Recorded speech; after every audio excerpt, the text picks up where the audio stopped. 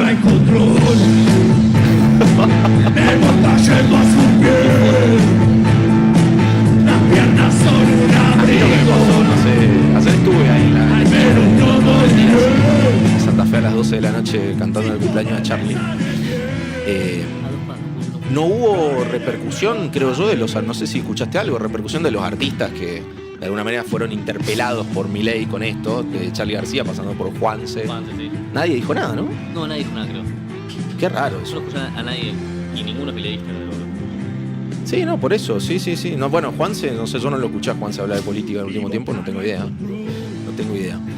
Pero bueno, después de este repaso raudo, si querés, abuelo de pájaro, ya tenemos en nuestros estudios, en la mesa de Zona de Giro, a nuestro amigo, mi amigo quiero decir, Facundo Cruz. Tu amigo, ¿cómo estás? Consultor, Gracias por la invitación. analista político, ¿cómo va eso? Bien, muy bien.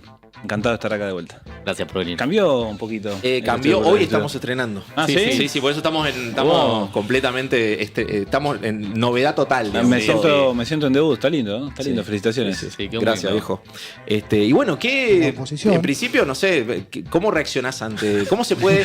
Bueno, a mí me pasó la otra vez que fue, yo no puedo analizar políticamente esto. Me parece que está por fuera de cualquier análisis A posible. mí también me da calor. Ver tantas camperas juntas me da calor. La situación me da calor. Es como una especie de Menem reciclado o de Menem revisitado, ¿no? En ciencia política utilizamos mucho el concepto de revisitado, ¿no? Como revisited, algo que se repite de vuelta con algún que otro cambio. Y parece una especie de menemismo o reciclado o revivido o reiniciado. ¿En lo ¿no? estético o necesario también en la cuestión Puede que sea en lo económica estético, y política? puede que sea en lo estético, pero sobre todo en términos de lo disruptivo. Ah. Menem fue disruptivo para lo que era el peronismo mismo, el estilo de ejercer el poder presidencial y el estilo de lidiar con la opinión pública, con el mainstream, con la tele, con la fama. Si vamos para la época de los 90, la foto con los Rolling Stones, ir a jugar al básquet, la Ferrari, el fútbol, el amor por River, pero la forma que él tenía de Menem, ¿no? De mostrarse públicamente con cuestiones no necesariamente relacionadas a hechos políticos, pero convertir esas situaciones en hechos políticos en sí mismos. Y eso fue disruptivo para la época porque no era el tradicional líder peronista. Como Cafiero, por ejemplo. Claro, o que no entraba dentro del corset del dirigente peronista y del presidente argentino. Claro. Entonces por ahí nos queda un poco viejo y esto nos parece, por eso la idea de revisitarlo o reciclarlo, o sea, parece como un giro adicional más y nos parece un montón, pero si vamos a la década del 90 y buscamos cualquier video de Menem, en esa época eso parecía un montón. Y había discusión pública en torno a eso. Como él también se presentaba en los estudios de los principales programas de discusión política, ¿no? Con Tiempo Nuevo, con Neustad o con Mirta, y dominaba la escena. Bueno, con Milei pasa algo parecido. Lo que pasa es que bueno, hay que trasladarlo a Mundo Stream, a algunos canales. Menem también hacía lo mismo, iba donde se sentía cómodo. Y cómo interactuaba con sus interlocutores mediáticos. Hay bastantes puntos de comparación ahí. Pasa que todo esto nos parece como un montón, porque aparece como un giro que no vimos antes, pero creo que hay que situarlo en el contexto en el que estamos. Recién los escuchaba. Gente que fue al Movistar Arena a pensar que iba a la presentación de un libro, imaginamos la presentación de un libro, gente sentada, mesitas bajas, sillón, piernas cruzadas, discusión de esto, aquel otro, y terminó convirtiéndose en un presidente que hace ademanes, agita, se pone varias camperas de cuero, mueve los brazos y canta canciones de banda de rock que por ahí incluso están hasta posicionadas políticamente en otros lugares y las toma, las absorbe, las hace propias y rompe un poco con esos patrones. Y ahí creo que hay bastantes puntos de contacto con ese Menem por lo menos de la primera mitad de los 90, ¿no? El Menem de la segunda mitad de los 90, post-reelección, ya con un escenario en donde la corrupción era un tema, donde ya se estaba construyendo una oferta opositora, ya había pasado el asesinato del hijo. La convertibilidad la estaba en baja un poco. ya había pasado lo de Yabrán, Claro. ya había muchos escándalos. Bueno, ahí tenemos un Menem mucho más a la defensiva a partir del 96-97, con un modelo económico que empieza a flaquear, pero en ese sentido creo que es bastante similar a ese Menem de comienzo de los 90. Entremos ahí de lleno en lo que hace a la campaña, ¿no? Y lo que pasó en estos meses. Hay que decirlo, para mí, le decía justo, ¿no? Es sorprendente que ya estemos, ya termina.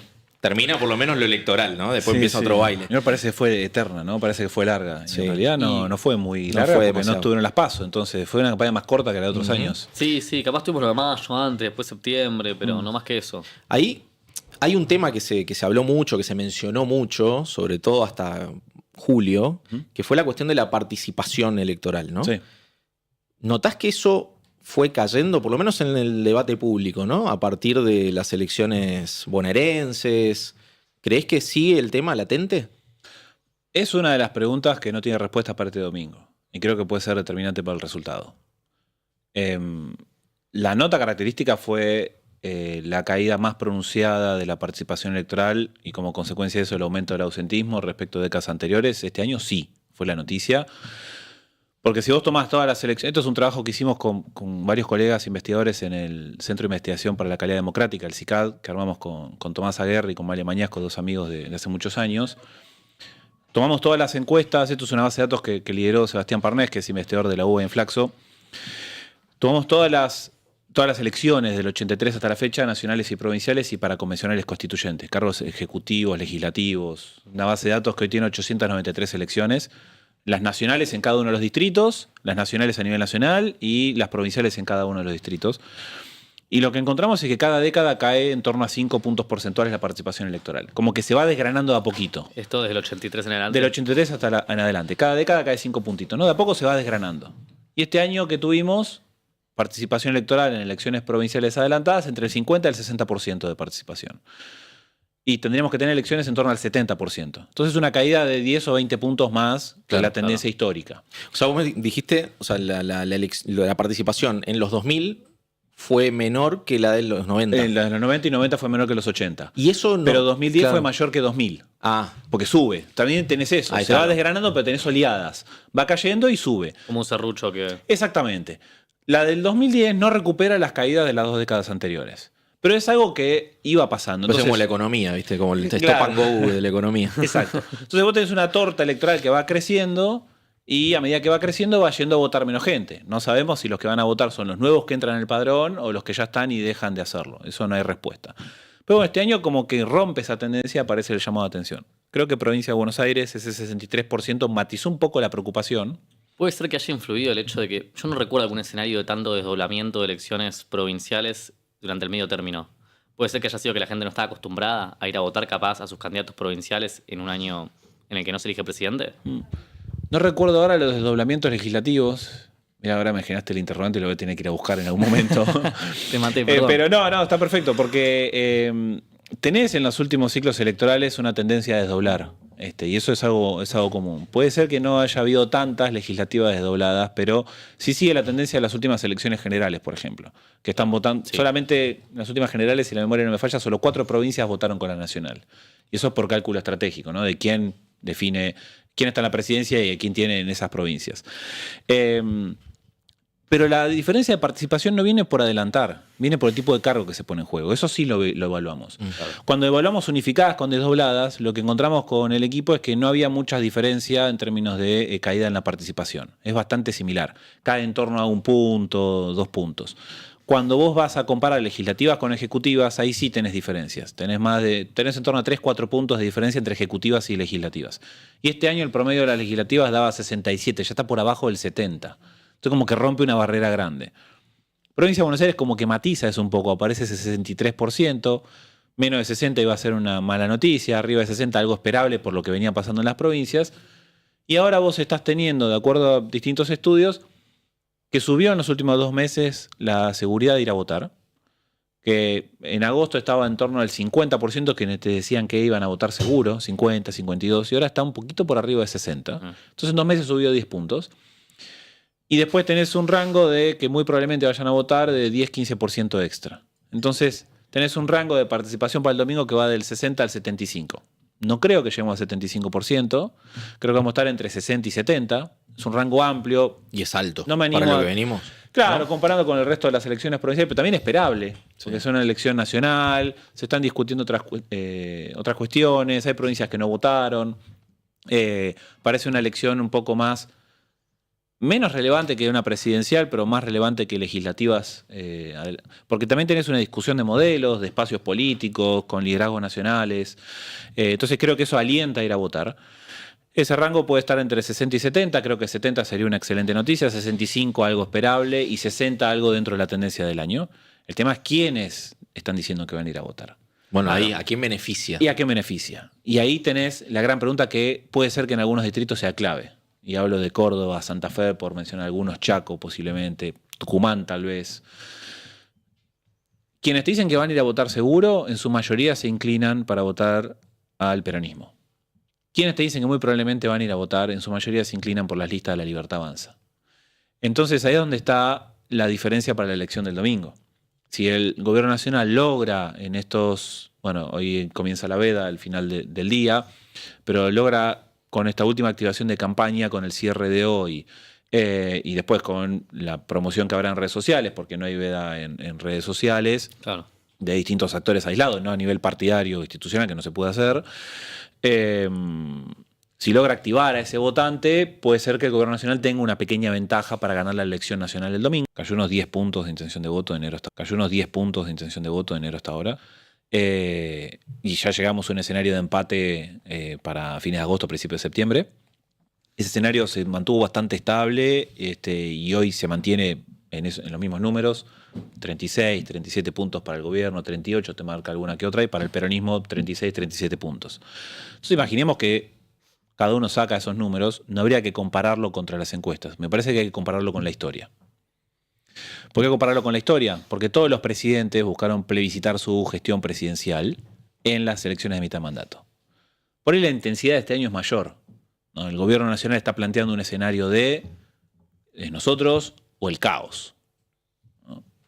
Y ese caos es un desfiladero, es un barranco, es un precipicio, y la carga valorativa sobre eso por ahí es mayor este año que en años anteriores, porque el gobierno tiene pocos atributos positivos para mostrar de la gestión presidencial, sobre todo de la economía. Entonces no le queda otra más que apelar a La Libertad Avanza o Argentina retrocede. Claro. O Kirchnerismo nunca más, como fue en Provincia de Buenos Aires, ¿no? Que son dos eslóganes medios adaptados, pero que en el fondo dicen lo mismo. Entonces cargaron mucho las tintas sobre eso. Si vos vas a ver la historia, lo que encontrás es que el promedio de los oficialismos en las elecciones de mitad de mandato es 35%. Me parece que es un punto de comparación interesante. Por encima de 35% es un escenario victorioso para el gobierno nacional. En torno a 35% es un escenario aceptable de empate. Debajo de 35%, más cerca de 30%, es un escenario negativo. Entonces, tenés semáforo verde, semáforo amarillo, semáforo rojo, porque eso después te va a derramar o redundar en las bancas que vos vas a conseguir. Que esa es la otra forma de leer el resultado de la elección, y creo que es la que verdaderamente importa, ¿no? Cómo te fue versus la elección legislativa anterior. Ahí le va a ir bien al gobierno nacional porque pone poco en juego y tiene chances de ganar muchas. Son 4 bancas. Las 4 bancas del 2021, porque si sumas las de Spert, Claro, sí. Píparo, Villarruel, Viley. Claro, sí. Hoy los que terminan mandato ahora que están dentro del bloque son 8. Claro, porque ahí hay algunos capaz que se Exacto, plegaron porque del PRO. Claro, porque los bloques también fueron cambiando. Hoy tiene 37 La Libertad Avanza, pone en juego 8, lo dejan 29. Claro. Y si saca cerca del 40% de los votos, puedes ganar 60 bancas. Entonces eso lo ubicaría en 89. Habría que ver después quiénes entran efectivamente y cómo quedan en ese bloque, pero podrían ser 89 héroes violetas puros. Claro. Que les alcanza, claro, para Con eso ya tiene el tercio propio. Ujú.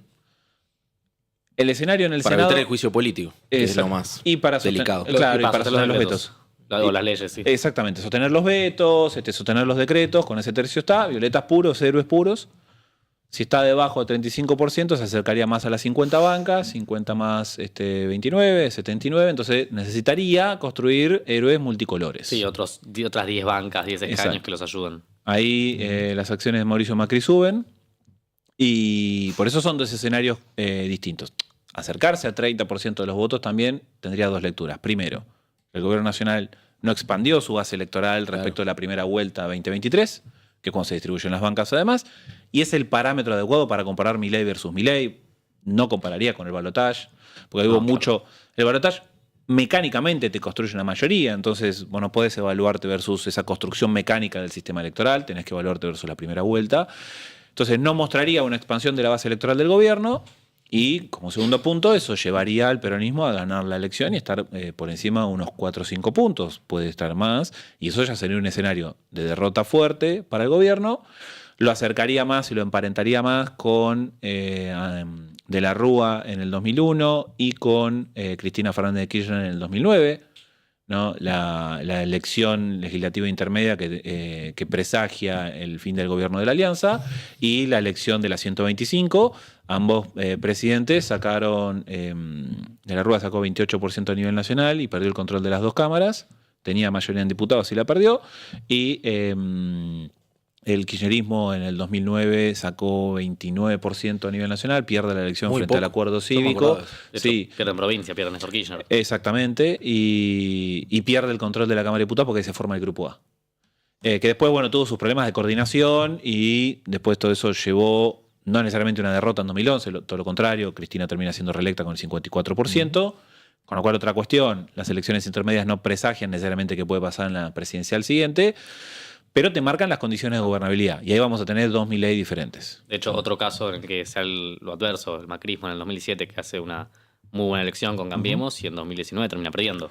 Exactamente. Ese fue el último oficialismo que ratificó, ¿no? Exactamente. Ese plebiscito de la gestión 2017. Plebiscito de la gestión, le va muy bien, llega con mejores números que Milei. Hoy Milei, en términos de aprobación, de índice de confianza, todos los estudios públicos que siempre discutimos mucho en redes sociales, lo ubican a Javier Milei entre Mauricio Macri y Alberto Fernández. En términos de la confianza o el nivel de aprobación que tenían. Nosotros en el Observatorio Pulsar de la Universidad de Buenos Aires tenemos un tracking mensual de aprobación presidencial para 18 presidentes en el mundo y comparamos Alberto Fernández con Milei y encontramos que están en niveles similares de aprobación presidencial. El índice de confianza de gobierno de la Itela lo ubica a Alberto Fernández un poco más abajo y a Mauricio Macri más arriba. Nosotros a Macri no lo tenemos en la base todavía y Milei aparece en el medio. Esa elección de Cambiemos me parece otro punto interesante de comparación porque es un gobierno no peronista, es un gobierno que llega a la elección sin tener una mayoría propia. Milei está más atrás que Macri. Fueron dos gobiernos que intentaron, el de Cambiemos y el gobierno actual lo está intentando hacer, modificar la matriz de relación mercado-estado, trabajar mucho con el sector privado, generar cambios y reformas para que el Estado esté menos presente y el mercado provea más bienes y servicios a la ciudadanía, no esas reformas pro mercado. Macri llega a lograr 42% de voto a nivel nacional y 42% logra construir un bloque propio de Cambiemos, que es el 42% de la Cámara de Diputados, y lo acercó a la mayoría. Y llegó al tercio en el Senado. Entonces se blindó mucho más para lo que vino. ¿Qué hizo Macri con eso después? Avanza en la reforma previsional en diciembre, se genera la crisis, el conflicto en la calle, la reforma no sale y ahí empieza el inicio de la caída de su gobierno y son todas malas noticias. Pero tenía todos los fierros para lograr esos procesos de reforma. Después ahí está más en el detalle si fue exitosa la estrategia o no, el timing, los aliados, etc. Pero es un punto de comparación interesante. No va a llegar al 42% en Cámara de Diputados, numéricamente no le da la posibilidad a Milei con su bloque propio. Podría tratar de llegar al 42% con aliados más o menos estables, armar un interbloque y sobre esa base construir posiblemente la mayoría para las tres reformas que quiere impulsar, la laboral, la previsional y la impositiva. Pero para lograr eso necesita estar más cerca del 40% y no del 30% de voto a nivel nacional agregado. Claro. ¿Crees que Milei perdió su aura original en los últimos meses? Si vamos al acto del Movistar Arena, parece que no. Pero si vamos al vínculo con la opinión pública, podría decirte que sí. No sé si lo perdió, pero se le está desgranando un poco. Me parece que lo que le está ocurriendo... A ver, vos cuando te convertís en presidente de cualquier país, sobre todo los latinoamericanos, tenés una batería de recursos políticos con los cuales gobernar, ¿no? Institucionales, político-partidarios, mediáticos, simbólicos, un montón. Milei eligió uno de todos los que tenía, era una caja de herramientas enorme, y él eligió apoyarse en uno solo, que era la opinión pública. Entonces gobierna mirando la opinión pública y se apoya y promueve medidas en virtud de lo que la opinión pública considera. Y sobre todo se confió en que todas las medidas que iba tomando el gobierno nacional y sobre todo él, como presidente, iban a estar apoyadas por la ciudadanía porque rondó el 50% de aprobación en el primer año. Pero de todos los recursos políticos es el más arenoso de todos, es el que más fácil se te escurre. Y ese se le empezó a ocurrir este año. La aprobación empezó a caer un poquito, empezó a crecer la negatividad de la situación económica del país. Hoy está el 50% de los consultados te dice que ve el presente del país económico negativo. Empezó a crecer el pesimismo futuro, o sea, ven el futuro más negro que lo veían. Y eso empezó a pasar en abril. Derramó en caída de la aprobación presidencial. Hoy ya no se ubica por encima del 50% como estaba el año pasado. Y eso después es como una cadena. De la negatividad y el pesimismo se pasa a la desaprobación y de ahí a la caída en la intención de voto. Entonces una cosa llevó a la otra. Con lo cual está perdiendo un poco el aura, no lo termina de perder completamente, porque también encontró frenar un poco esa sangría. Si hubiera continuado el proceso de desgaste, hoy tendríamos un gobierno cerca del 30% de intención de voto, y está en 35, 36, 37, y ha logrado activar una base electoral que por ahí estaba descontenta con el presente del gobierno, pero no está convencida de que vuelva el peronismo. ¿Y eso vos decís que fue un antes y un después del 7 de septiembre? Me parece que el 7 de septiembre le dio un argumento al gobierno para recalibrar la estrategia en Provincia de Buenos Aires. Ahí hay una explicación importante de por qué se sostiene también. Achicó a la mitad la diferencia que sacó el peronismo. Hoy se habla de una ventaja entre 5 y 7 puntos a favor del peronismo en Provincia de Buenos Aires. Las listas de Fuerza Patria sacaron 12 de ventaja a las listas seccionales de la Libertad Avanza.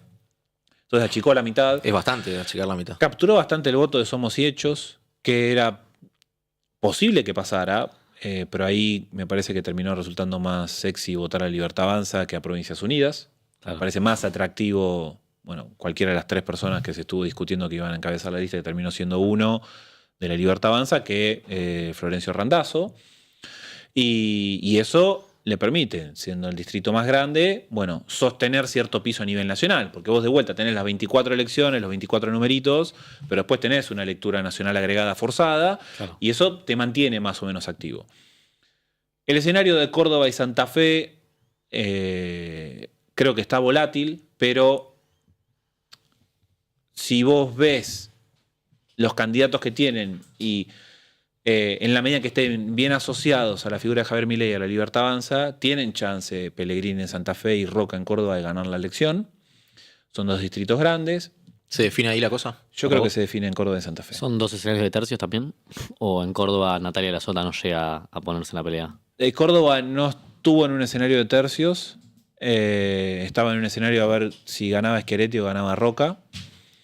Y vos ahí lo que tenés es un proceso de expansión de la figura de Roca. Al comienzo de la campaña, Roca medía en torno a 15 puntos solo, pero cuando lo asociabas a la marca y a la figura presidencial... El Roca es Milei. Exactamente. Si Roca es Milei, entonces Roca se acerca a 40%. Y Schiaretti es Schiaretti, no es Provincias Unidas. Schiaretti es Schiaretti. Ah. Entonces Schiaretti rondó 25, 26, 23. Y Natalia de Lassota fue creciendo a poquito y se consolidó en torno a 15. O sea, es 15 más 25 y ese es el oficialismo provincial, el peronismo provincial de 40 puntos. Claro. Unidas esas dos figuras hubiera generado una situación de empate.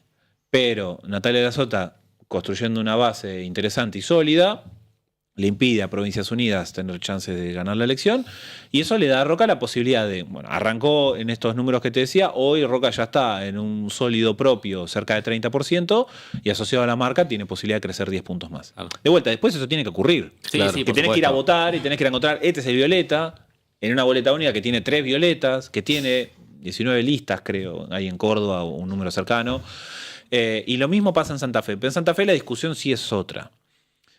Parecida, pero no. Vos tenés encuestas que te muestran el escenario de tercios, con un escenario de tercios donde gana el peronismo, donde gana TEP. Segundo saldría Provincias Unidas con Gisela Scali. Tercero saldría Pellegrini con La Libertad Avanza. Pero hay otros números que lo que te están mostrando es que hay mucha simbiosis de votante, Puyaro y Milei. Entonces, vos tenés una situación similar en donde Pellegrini arranca de atrás, solo, en 20 puntos, pero cuando se lo asocia a la marca y al presidente, se acerca a 40.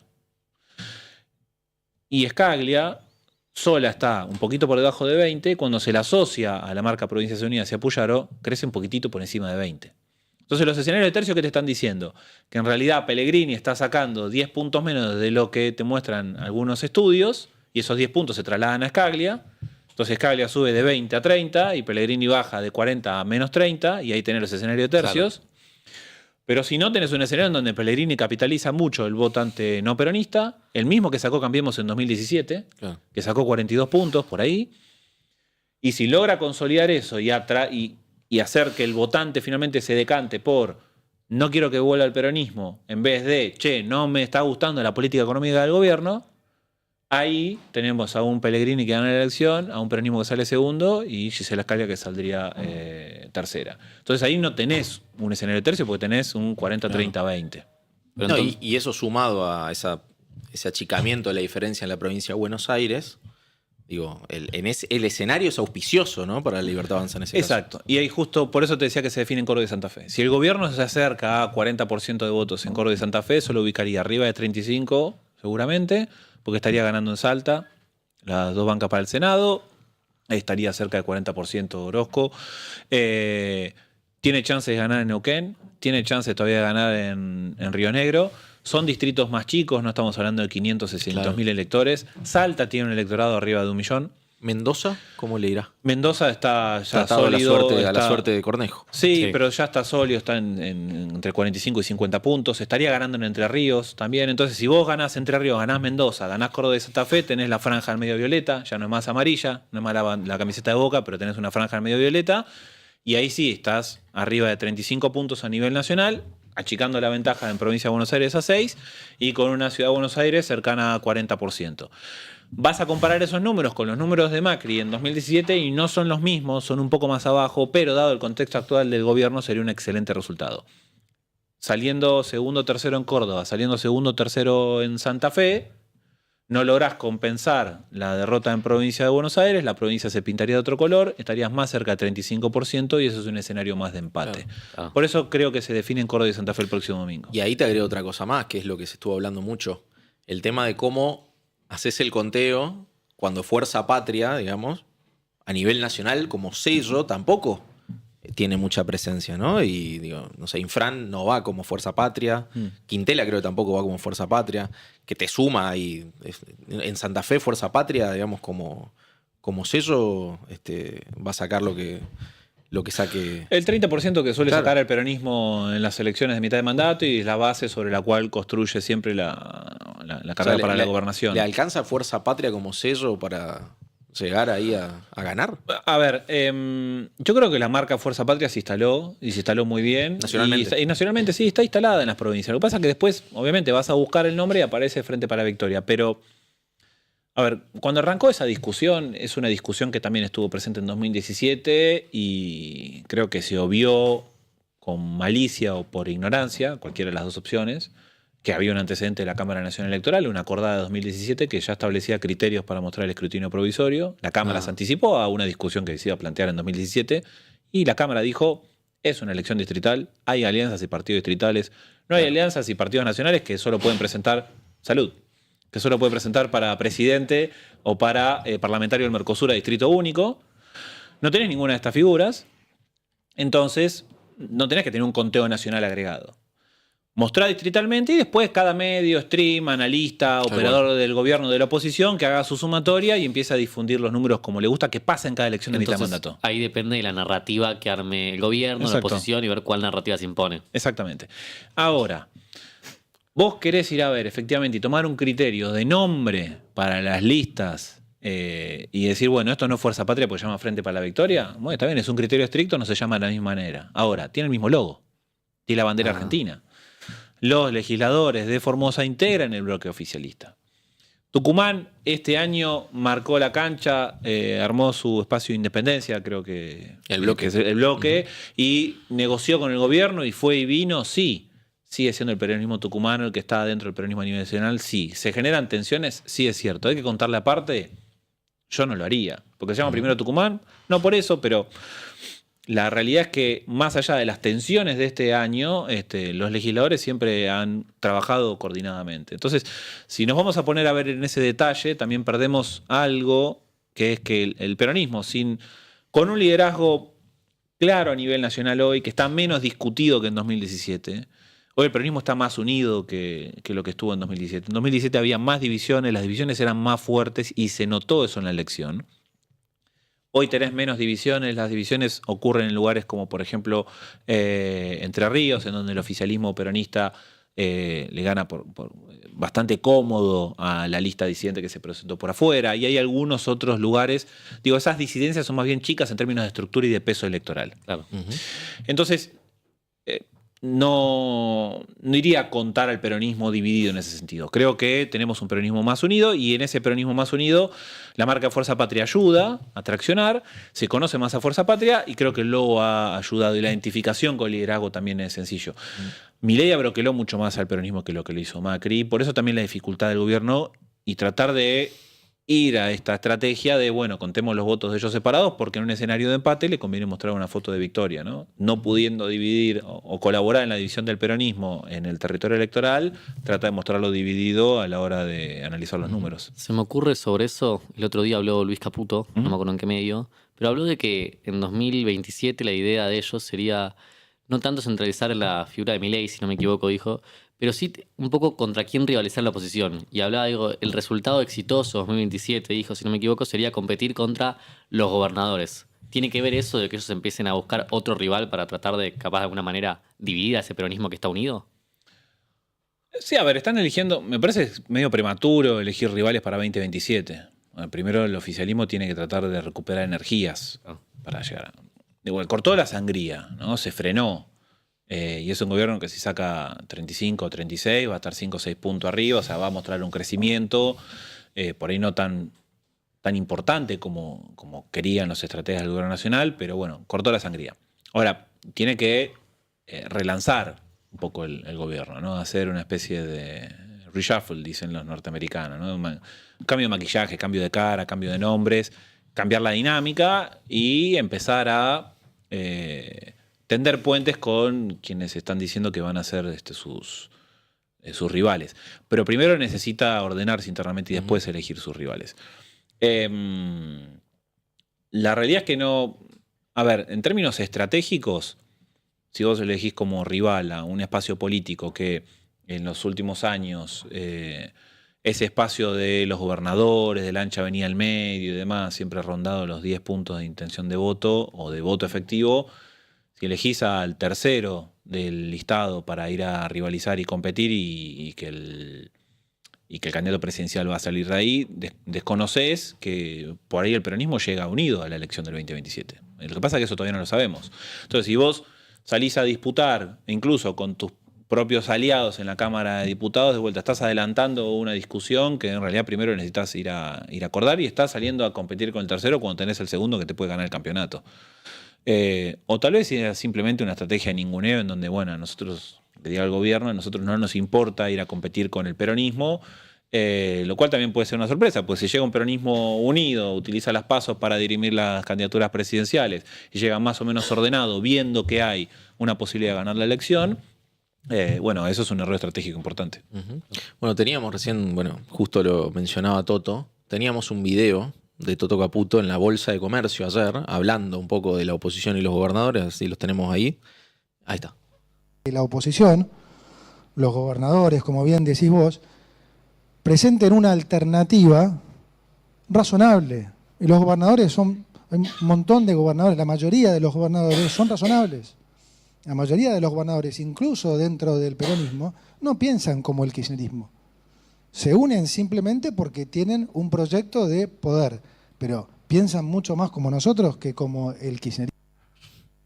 Bueno, esto me da pie para entrar de lleno, a mí el tema de los provincialismos me interesa particularmente. Te quería preguntar por Sos provincias. conocedor de los provincialismos, además. Trato, sí, bueno, ahí hacemos un peloteo constante con Facu. Provincias Unidas.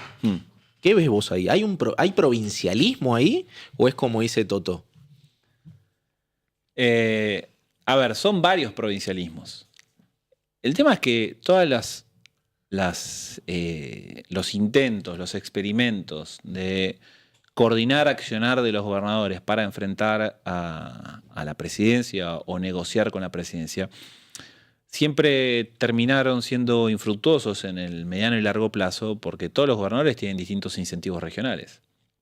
Provincias Unidas hoy agrupa a provincias, dos que son agroganaderas o agroindustriales. Una provincia mesopotámica que puede tener industria agraria, pero distinta de la de Córdoba y Santa Fe. Dos provincias patagónicas, Claro. Que sus principales actividades económicas pasan por otro lado, por la ganadería, la pesca, la minería. Los incentivos son distintos. Todos los agrupamientos regionales para ir a negociar con las presidencias después también empiezan a flaquear porque como la negociación siempre termina siendo bilateral en términos fiscales, entre presidente y gobernador, en virtud, porque los gobernadores dependen fiscalmente del gobierno nacional, tienen autonomía política, tienen su juego y definen la lista de legisladores y marcan la cancha en Cámara de Diputados, pero fiscalmente dependen de la Casa Rosada. Entonces ahí es donde se rompen esos agrupamientos. ¿Qué le pasa a Provincias Unidas? Además de tratar de ser un espacio político con estas diferencias ya al interior, es que es una mesa mucho más horizontal y redonda que lo que eran otros, o lo que fueron otros intentos de construcción de ancha avenida al medio, que terminó en un pasaje sin salida. Porque cuando se intentó hacer eso en 2013-2015 tenía a Sergio Massa como un líder nacional que irradiaba hacia las provincias. Entonces había un liderazgo claro. Hoy yo no veo necesariamente un liderazgo claro, veo esa horizontalidad. Entonces eso tiende a reforzar los incentivos institucionales y económicos que tiene cada gobernador a la hora de ir a negociar. Incluso la colaboración de los legisladores que responden a estos gobernadores cuando se discutió la reforma de la ley de decretos de necesidad de urgencia. No fueron todos a colaborar con el gobierno en la modificación del artículo 3, ¿no? El que cambiaba las condiciones, el más importante de esa reforma de la ley, porque cambiaba totalmente las condiciones del vínculo ejecutivo-legislativo en términos de los decretos, ¿no? Íbamos a un modelo más similar al de Brasil, que el que tenemos nosotros ahora, que el presidente es bastante fuerte en los decretos. Íbamos a un modelo más equilibrio, donde el legislativo interviene. Ahí no fueron todos los gobernadores de Provincias Unidas a colaborar, solo algunos. Entonces, hay que ver cómo fluye el espacio político. Yo creo que hay actores que están interesados en que eso ocurra. Me parece que hay actores nacionales que están interesados en que empiece a tomar forma. Pero ¿qué haces si dos de tus principales figuras, ¿no? Que son Puyaro y Schiaretti y Yarlora, pierden frente a las listas del gobierno nacional en sus propios Y ahí distritos? emerge Nacho Torres como Y gran... ahí, si gana, sí. Claro. Pero, por ejemplo, hoy la lista que apoya al gobernador de Chubut no está con chances de ganar, está peleando el segundo puesto. O sea, es posible que Chubut vuelva a pintarse de azul, ¿no? Sí, claro.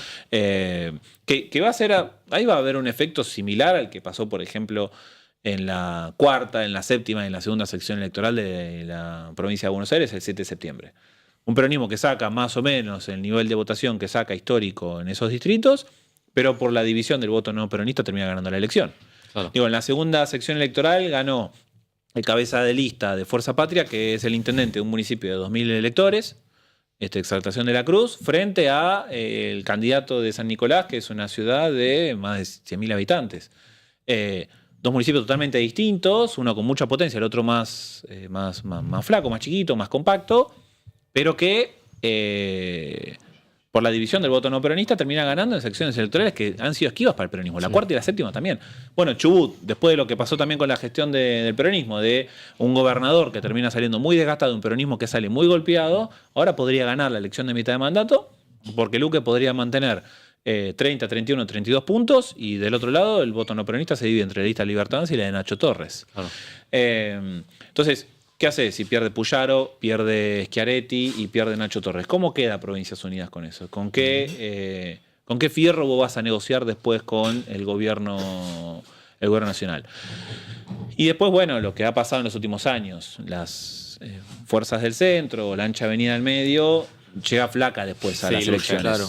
se diluye. Contribuye con la gobernabilidad, hay figuras de peso y reconocidas, sí, que tienen buena valoración, pero después les cuesta lograr romper entre las fuerzas más polares, ¿no? Bueno, ahí creo que no mencionaste la palabra y está bueno porque creo que da cuenta de lo que estás diciendo, ¿no? De la flacura quizá de un proyecto como el de Provincias Unidas, que es el de una lógica federal, de conjunción de intereses, ¿no? ¿Por qué pasa eso? ¿Por qué no puede haber un referente de alguna provincia que tenga algún tipo de incentivo, una vocación de poder para llegar a nivel nacional, digamos, ¿no? De disputar ese poder nacional. Yo creo que la tienen. A ver, Schiaretti es una figura que ha estado discutiendo política nacional hace muchos años y es una figura respetada por el Círculo Rojo, por el establishment, que ha producido cambios y reformas importantes en Córdoba, que ha sabido administrar una coalición de gobierno en Córdoba bastante amplia. No solamente es el peronismo cordobés, hay muchos partidos adentro. Y también le ha resultado, no sin intenciones, pero lo ha podido hacer, un proceso de transición generacional, ¿no? Donde ahora viene la segunda generación de peronistas del peronismo cordobés a hacerse cargo de los asuntos de la provincia. Y eso lo ha hecho bien. La cuestión es que cuando después vos llegás a la elección presidencial nacional, vos primero tenés que lograr un armado. Y el armado vos lo podés apoyar en Córdoba, pero después necesitas apoyos en otras provincias. Entonces, si vos vas después a las provincias chicas o a provincia de Buenos Aires y las principales estructuras partidarias juegan para los grandes jugadores, entonces ir a armar a los distritos tiene sus complejidades y sus dificultades. Bueno, eso es algo que sabe muy bien Sergio Massa. Sergio Massa lo pudo hacer y lo pudo hacer en un momento en el cual el peronismo pasó a tener sus divisiones internas. Entonces pudo construir sobre ahí y bueno, no entró en el balotaje, pero logró amasar una cantidad de votos que fue la más promisoria para estos espacios que buscan romper la polarización. Después de ahí fue hacia abajo. De hecho, el propio Sergio Massa vuelve después al peronismo, ¿no? Desde su espacio, pero vuelve. Entonces creo que hay escasez de estructuras, dificultades para lograr armar, intención de construir una candidatura nacional y después un electorado que se comporta estratégicamente. ¿Es un electorado provincializado también? ¿El de Córdoba? En general. En los últimos años, digo, ¿no? Como tendencia. Creo que depende. Me parece que hay un mix. Y este año creo que lo vamos a ver bastante patente, ¿no? Bueno, tuvimos una campaña, esto es algo que dice, y lo ha discutido muy bien mi amigo Pablo Salinas. Pablo está planteando, y coincido con él, que fue una campaña electoral en donde te presentás como antinomia de tu rival. Entonces, simplemente haces campaña diciendo el otro va a hacer las cosas peor. Un poco el repaso que hicimos al comienzo. Exacto, las va a seguir haciendo mal. Seremos menos malo que los demás. Exactamente. Entonces vas a votar al mal menor. Vení, votame a mí porque el otro va a seguir haciendo las cosas mal. Y eso viene de ambos lados. Entonces no tuviste una campaña muy propositiva. Eso obviamente te llevó a una nacionalización de la elección. El peronismo, creo que no le quedó otra más que ir a polarizar con Javier Milei, es el principal espacio opositor y está bien que sea así. Sí. Pero creo que le ha costado plantear una discusión de política pública más profunda, decir, bueno, nosotros proponemos esto, y esta serie de medidas, de agendas, etc. Que de hecho las propias propuestas son por oposición a lo que plantea el gobierno nacional. Entonces, eso hace que tengas una discusión más nacional. Y en cada provincia creo que también se fue dando lo mismo, ¿no? Bueno, estos son nuestros candidatos, nosotros estamos de acuerdo con Milei o estamos en contra de Milei, y esa es la discusión. Entonces, se generan ambos juegos. Vos tenés un comportamiento provincializado porque en cada provincia vos evaluás cómo le va a tu provincia, cómo te va a vos en esa provincia respecto a la política nacional, y vas a elegir la oferta. Si te va bien, elegís la oferta oficialista; si te va mal, elegís las distintas ofertas opositoras que se presenten. Algunas identificadas con el gobernador, otras identificadas con un espacio más nacional. Y ahí se va generando ese juego. Me parece que tuvimos una campaña más nacional que provincial, salvo los integrantes de Provincias Unidas que quisieron provincializar la elección, y es donde se dan estas dudas, como en Córdoba y Santa Fe, por ejemplo, ¿no? Por ejemplo, Santa Fe me parece que hubo mucho mayor predilección por rivalizar con el kirchnerismo que rivalizar con el gobierno nacional. Asumiendo, ¿no?, que había simbiosis de electorados, pero me parece que ahí es donde tal vez eso les quede el camino corto para tratar de ganar la elección, ¿no? Ahora, una pregunta más de estos días. El otro día renunció finalmente el canciller, Wertheim. ¿Crees que eso puede llegar a impactar, que haya renunciado un ministro de primera línea? Antes de la elección, no. Porque no vi mucho revuelo yo y... Tenemos breaking news, chicos, y hay flamante canciller. Ah, sí, lo vi. ¿Ya está anunciado? Pablo Quirno. Ah, eso vi que estaba circulando. tapado. Hasta ahora secretario de Finanzas. Equipo Claro. de Toto. Yo no, los cambios de esos, primero es discusión de casta, como le gusta decir a la Claro. Libertad Avanza. No cambia mucho, no creo que eso genere la sensación de un gobierno débil, que, a ver, de la misma manera que todas las denuncias de corrupción, lo sucedido con la Agencia Nacional de Discapacidad, lo sucedido con Expert, no movieron mucho el amperímetro de la intención de voto del electorado. No cambió mucho. Esto va a ser una elección de voto económico, Claro, de votar con el bolsillo. Eso te quería preguntar. ¿Cuál es la principal motivación para votar? ¿El bolsillo? ¿La ideología? Porque también tenemos un gobierno que ideologiza mucho la discusión. ¿Qué es lo que pesa más? ¿El bolsillo, la economía o capaz cuestiones más conceptuales? No, creo... También otra frase muy gringa y que pega mucho en el círculo rojo analítico, el driver, ¿no? El driver de la elección creo que es el... Que no es el driver de Misiones. Exactamente. Solo para entendido. Creo que el driver de la elección es más de voto económico. Tenés un componente de voto ideológico, ¿no? Pablo Ibáñez escribía ayer en Cenital, ¿no? Sobre el tema. Y ahí vos tenés también otra complejidad, lo que charlábamos recién, ¿no? Elección nacional o provincial. Bueno, tenés un componente de voto ideológico. Ahora, ¿cómo es ese voto ecológico? Tiene su mirada económica también. Porque el que quiere votar a la Libertad Avanza porque no quiere que gane el peronismo, está pensando en, bueno, no quiero que vuelva el peronismo porque tiene una lectura económica del gobierno peronista, Claro. que no le gusta. Ya sea porque es un gobierno que promueve la redistribución o bien porque es un gobierno que en la última gestión económica no logró controlar la inflación, el tipo de cambio estaba planchado y las distintas variables de la macroeconomía se salieron de control. Entonces tenés una lectura ideológica de la elección, votás al no peronismo, pero porque el peronismo tiene una gestión económica que a vos no te satisface. Entonces, tiene su complejidad, pero creo que la elección intermedia de este año va a ser una elección con fuerte componente de voto económico, porque de vuelta, el gobierno se apoya sobre un control de la inflación y un control relativamente estable del tipo de cambio. Son los únicos dos atributos positivos que puede presentar. El resto de las variables de la economía están mostrando muchas señales de alerta y hay sectores sociales que se han beneficiado con este modelo económico y sectores sociales que se han perjudicado un montón con este modelo económico. Entonces, a partir de ahí van a ir a votar, sobre todo por el cambio de percepción. Yo les decía que aumentó la negatividad y el pesimismo. Llegó a valores muy similares a los de enero del año pasado, que es cuando recién arrancó el plan de ajuste de Caputo. Los picos de inflación. Exacto. Con los picos de inflación de diciembre, vos en enero tuviste una percepción social de la economía muy negativa y muy pesimista.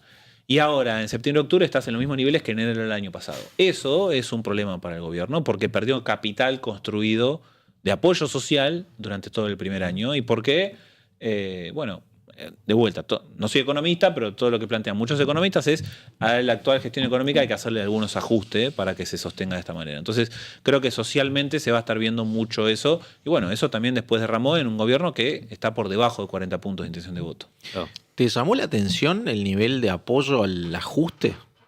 Y lo extendido que fue ese apoyo, ¿no? Este año y medio.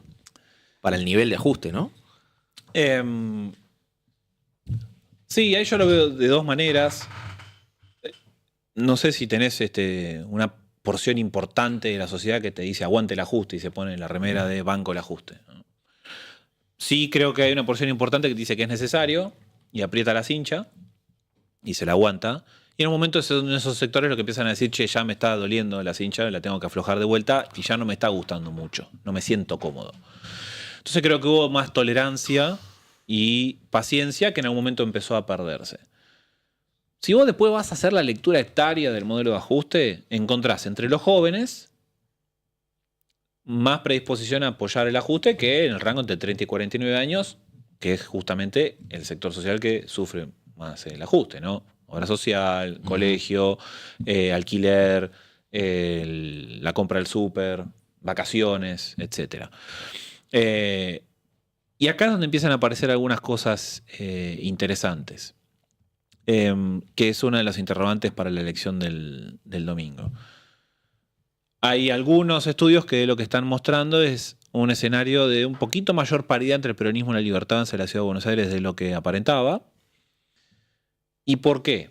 La Ciudad de Buenos Aires, yo esto lo vi, por ejemplo, el año pasado, que estuve siguiendo mucho el índice de confianza de gobierno de la DITELA. Y el año pasado, cuando hacen los cruces y la división de apoyo al gobierno entre AMBA e Interior, o Ciudad de Buenos Aires, provincia, Interior, creo que son las tres categorías, empezaba a aparecer señales de desgaste el año pasado ya en la zona metropolitana, en Ciudad de Buenos Aires. Entonces el índice de confianza se mantenía estable y caía en Ciudad. Caía 2 meses seguidos, se recuperaba un poquito. Caía 2 meses seguidos, se recuperaba. Entonces Ciudad de Buenos Aires cantaba antes lo que iba a pasar después a nivel nacional. Creo que empezó a pasar este año. Un espejo que adelanta. Un espejo que adelanta. ¿Por qué? No lo sé. ¿Qué está pasando por ahí en los últimos meses en Ciudad de Buenos Aires? Que los más jóvenes empiezan a ver un poquitito peor el modelo de ajuste. Y empezaron a mostrar en algunos meses mayor predisposición por ahí para inclinarse al voto al peronismo y no a la Libertad Avanza. Entonces te muestra que la base electoral de la Libertad Avanza en Ciudad de Buenos Aires es más cambiemita, más de la franja de adultos mayores, ese voto Comuna 13, Comuna 14, Comuna 2, Sí, el ¿no? Toda la corredor franja norte. del corredor norte, ¿no? Desde Cabildo hasta Libertador y 9 de julio, o sea, toda esa Sí, franja sí. norte.